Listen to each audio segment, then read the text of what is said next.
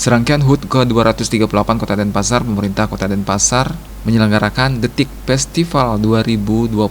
Digelar selama 3 hari mulai 27 Februari hingga 1 Maret 2026, bertempat di Taman Kota Limintang, Gedung Dharma Negara Alaya, dan Geraha Sewaka Dharma. Berbagai kegiatan pendukung turut memeriahkan Detik Festival 2026, di antaranya acara senja dari Dinas Koperasi dan UMKM yang menampilkan pameran UMKM, lomba serta workshop kreatif. Selain itu, terdapat pula Gematri Datu yang menyajikan berbagai produk industri kecil dan menengah, IKM dari Dinas Perindustrian dan Perdagangan Kota Denpasar. Tak hanya itu, kegiatan lain seperti bazar pangan, vaksinasi, pemeriksaan dan kastrasi hewan piaraan dari Dinas Pertanian, bursa kerja, parade ngelawar, hingga fun walk turut menjadi bagian dari rangkaian perayaan HUT ke-238 Kota Denpasar. Bunga Widrayani, Bali TV.